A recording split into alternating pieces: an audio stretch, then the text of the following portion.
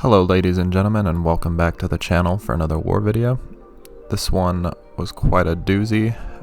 We take 7 fights, brought in some unique attackers, first time getting to use Nimrod in war, first time on this season using Falcon. Of course we've got our rank 4 Dr. Doom coming in to do some work on some of these cosmic fights. But this one's exciting, we'll let it play out, but we're starting off here on path 4 against this Knull. Interesting placement for him. He's going to reduce your ability accuracy defensively a lot with those debuffs, so parry's going to fail quite a bit. I'm just going to counter heavies.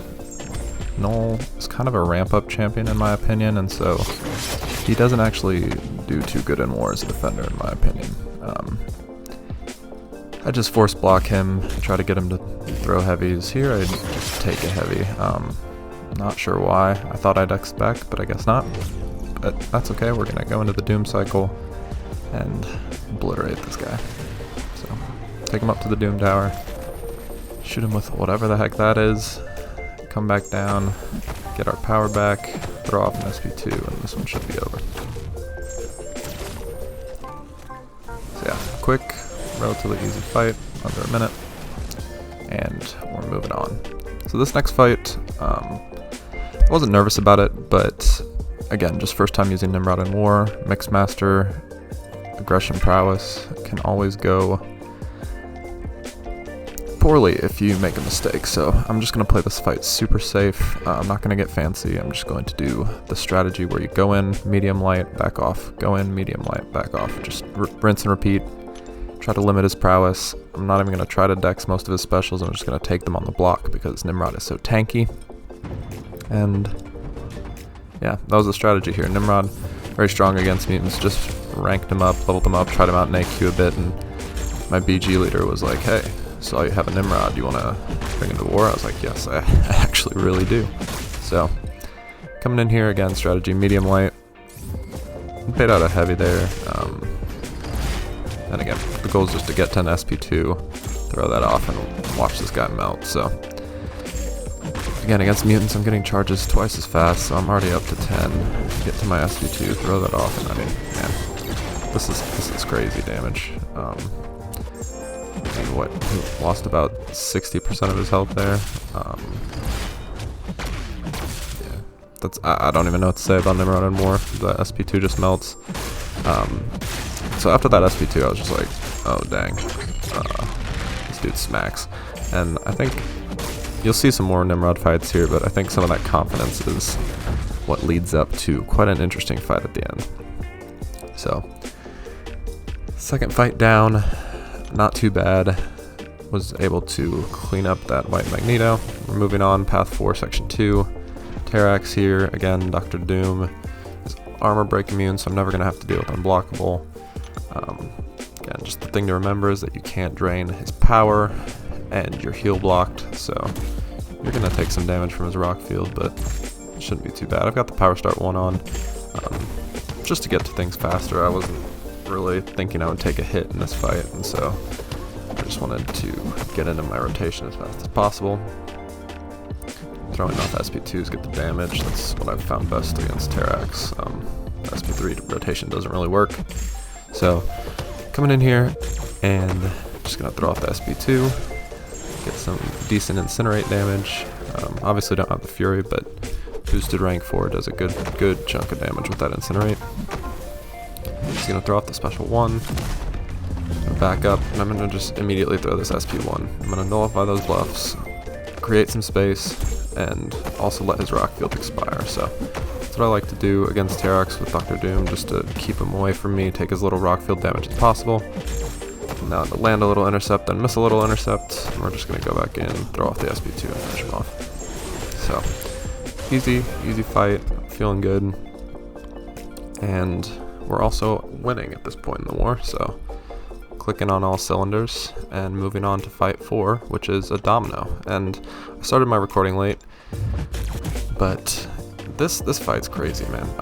Domino scares me always in war just because at times she just is an RNG fiesta, but you don't worry about that at all with Nimrod, he's immune to ability accuracy reduction, so I'm just going in here. I'm going to build to an SP2, throw it off, and see what happens. So land a little intercept there, get the Fury, and we're just going to go for the SP2. And it does a decent amount of damage. She can't shrug it with Mighty Charge because it's a passive shock, and she's dead. 40-second fight. Pretty crazy. Pretty good damage. Decent champion. Anyway, moving on. My battle group leader was like, hey, bring someone for this thing. I thought about getting creative and using I-Bomb for the first time, but I was like, I've taken this fight with Falcon before. I know I can do it, but I make a few mistakes here at the start. I don't get my lock-on triggered very early, so I'm already getting backed up into my corner, and I'm like, I gotta land an intercept here. So we hit it, getting out of our corner a little bit. I'm gonna hit into his block as much as possible, push him away from me. I'm trying to create space. I wasn't feeling very good about countering his heavy in duels. I know you can counter a little bit earlier than I am here, but as long as I have enough space, I'm not going to try that just because I want to play this really safe. The war was really tight at this point, and I didn't want to be the one to die. So, going in here, and we're going to try to finish this guy off. Wait for a lock-on to come back. I'm baiting an SP2. I'm just going to take it on the block to get lock-on. I've got plenty of health to work with. Could have dexed and re-triggered my lock-on, but it's okay. We get it up. Now we're going back in, trying to get some damage. My Falcon is SIG 160, so we have a pretty high crit rate, which is nice. And we're just going to try to finish this fight as fast as possible. I keep hitting into his block just to try to create as much space as I can. My lock-off expires. He throws a SP2, and I'm going to go in here. The goal was to not have him throw the special there. You saw me holding block, but he throws it immediately. I'm like, okay. I push him to 15 rock stacks, back up. I need to trigger my lock on. And now, I'm going to hit an intercept and end this fight. So yeah, pretty clean. Could have been optimized a little bit, but we got it done. Moving on. We were going to have an Archangel take this diaper boy, but I was feeling great about Nimrod. He was melting everything, so I'm like, hey, I'll take this fight. It's gonna be fine. And so I go in here, same strategy. I'm just going to get to an SP2 and try to kill him. So, and a little intercept to start the fight. I'm gonna switch to Blitz mode to just be able to remove his regens when he gets them. I'm just going to play this pretty safe. He's going to go unstoppable as soon as he throws it for special, unblockable. The Bane comes up there at brute force. And there he goes, enters berserk mode. I'm just backing off. Baiting a heavy, going in. This fight's going down pretty fast. Archangel might be faster, but still. There I just, again, I thought I dexed, but I didn't. And ate some unblockable hits. That's why you have an indestructible boost. And we're going to throw off that SP2, and I mean, just, again, huge damage. We're in Blitz Protocol, we're removing all his regens, really turning him off. Little mistake there. Intercept timing was off, but my unstoppable saved me. Nimrod is a pretty good champion.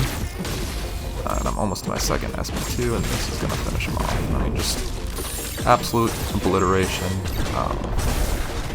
Really quality stuff, but here's where things get a little hairy. So I'm feeling great about Nimrod at this point. We're deciding whether or not to wait on Spider 99 to take this boss, and I'm like, guys, no, I think I got this. I did some duels, but I'll just let it play out. So obviously I don't have any way to deal with his unstoppable, but that's fine. I feel very good about intercepting Magneto.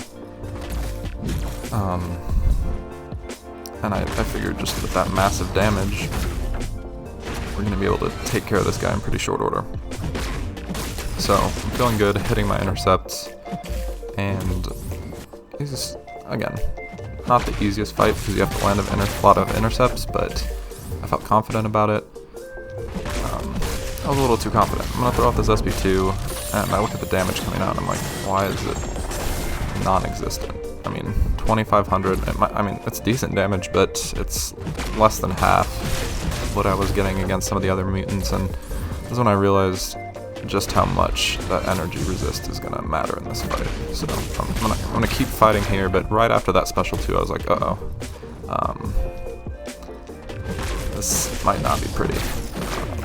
just because I have to bait out a lot of specials, I have to land a lot of intercepts, and if I mess any of that up, it's not going to be great.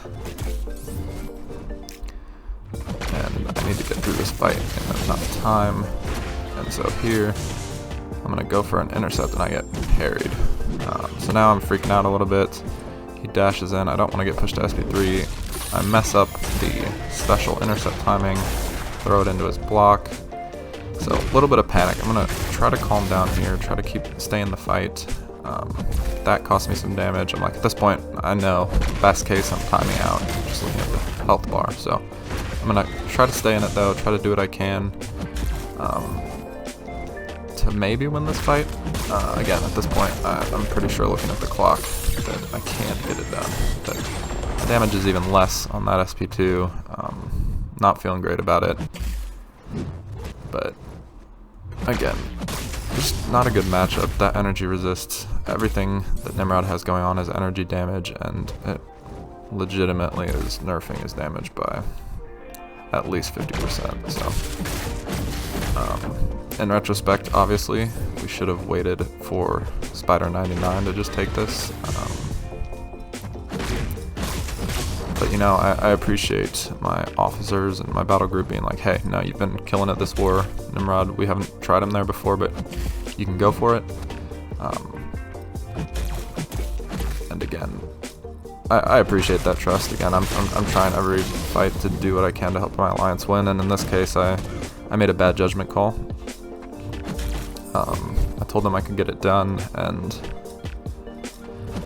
yeah, just not a good matchup. And we're gonna speed this up in a minute just to let this play out, but you're gonna see I'm not gonna get it done. I'm gonna time out, do as much damage as I can, but it just isn't enough. And my battle group was really gracious about it. They weren't upset.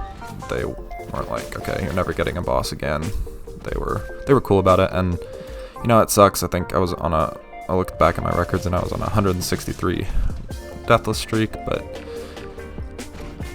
yeah, that's what happens in war. You make a bad decision, you go into a bad matchup, and no matter how well or poorly you play it, you might just not have a chance to win because of the matchup. And that's still your fault. You know, you have to plan around that. You have to have an understanding of what champions can get a fight done and what can't. And so that's the takeaway from this. I mean, I learned that this fight doesn't work. So if anyone asks me if I should take it in the future, I'll say no, and recommend that we use one of the tried and true options. But slow this fight down here, and the damage has taken its toll, and the time has expired, and this fight is over. So not the best fight for me, but that's okay. We got the win as an alliance, and that's what really matters at the end of the day, not my individual ego stats. So 41-1 on the season. That one hurt a little bit, but you know, you live and you learn, and you go out there and you try to start a new Deathless streak in the next war. So appreciate you guys stopping by the channel. Hope you enjoyed this one. Hope you learned a little something from my mistakes. If you did, leave a like, maybe subscribe to the channel for more content, and I'll catch you guys in the next one. Later.